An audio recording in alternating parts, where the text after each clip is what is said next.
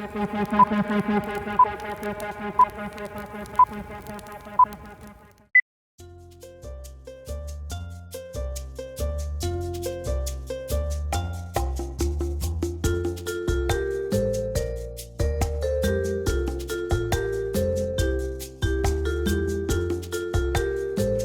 back to the Pax Online Roundup from the Chronicles of Geek. I am Damon Roth, the Geek of the North, and we, myself and the Geek News Now team, are virtually at PAX East Online 2021.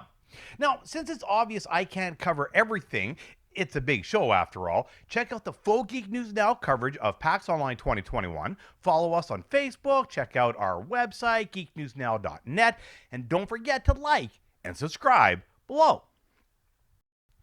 Every year at PAX, they have what's called a Megathon, which is basically kind of an on-site online gaming tournament. Normally it's quite large, but this year, not as large. Now, it's a spectacle of competition played out over the course of the conference.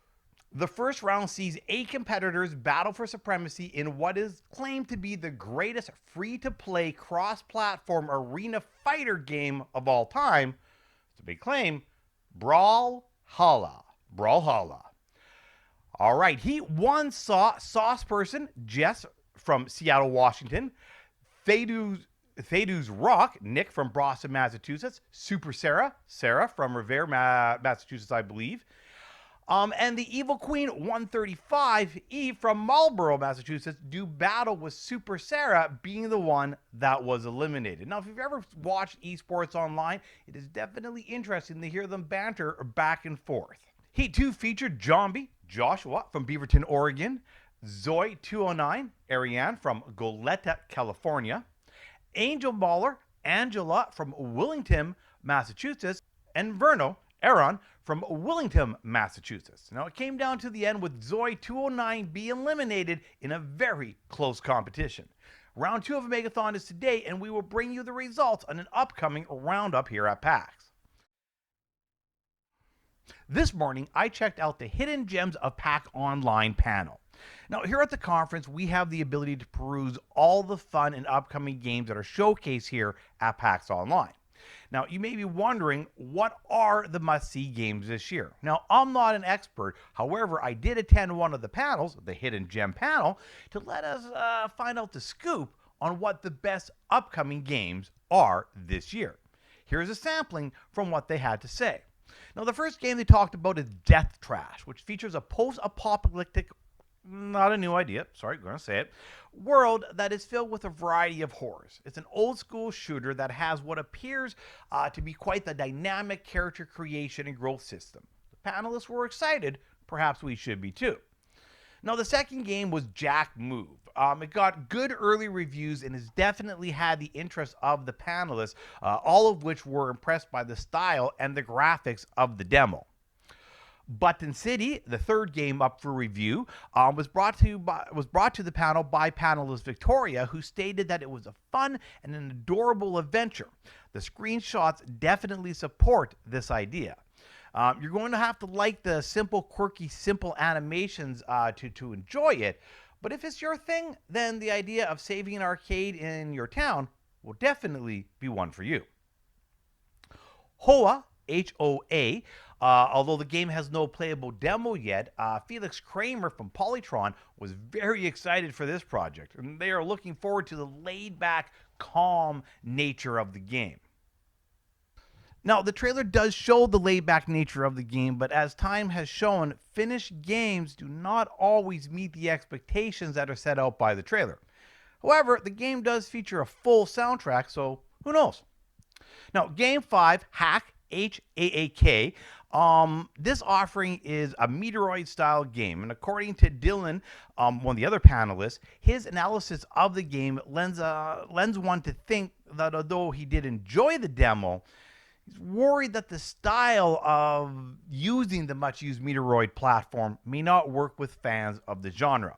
That being said, the comments on the panel, not comments from the panel, but the comments on the panel stream did show that a few folks were already downloading the game.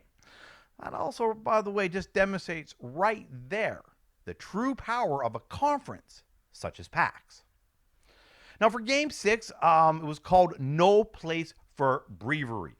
It was suggested by panelist David Lucio, who was impressed with the playability of the game.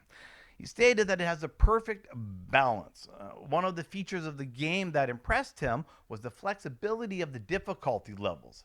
Felix added he was impressed that the game's core story is based on actual lore from the real world. Chris Tales, or as some of the panelists were calling Christ Tales, debate is out on that one, but I'm going to go with Chris Tales. Victoria was immediately enthralled by the beauty of the game. It was obvious from the enthusiasm that the demo was without a doubt impressing her. The word of the review that was kept being mentioned through the panelists was gorgeous. David was shocked to find out that the game originated in Brazil, and it was true to much of the architecture as he was able to identify many of the landmarks used. Tunchi was at PAX last year, and according to David Lucille, has definitely matured quite nicely from his earlier demo that was presented.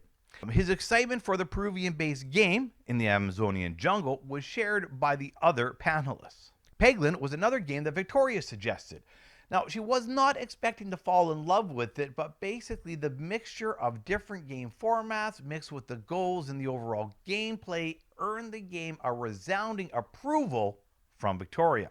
To be able to demonstrate the actual enjoyment of the game and enthusiasm, they were up to the wee hours of the morning last night playing the demo. Any demo that can have people staying up to play it is definitely one worth checking out, and that is Peglin. The final game, Fire Girl, did not have a playable demo, but the trailer looked like a pretty fun game. You're a little girl defending the world from fire. Now, the panel did agree that a game that wasn't shooty shooty bang bang was definitely needed in today's shooty shooty bang bang dominated market.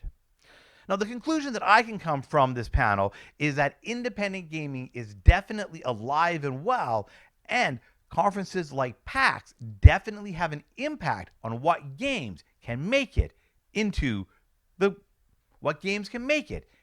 marketplace. For the Chronicles of Geek here at Geek News Now at the PAX Online East 2021 conference, I'm Damon Roth, the Geek of the North. Don't forget to like and subscribe below. Check out all the rest of our PAX coverage. And as always, my friends, stay safe, stay brave, and most of all, stay geeky.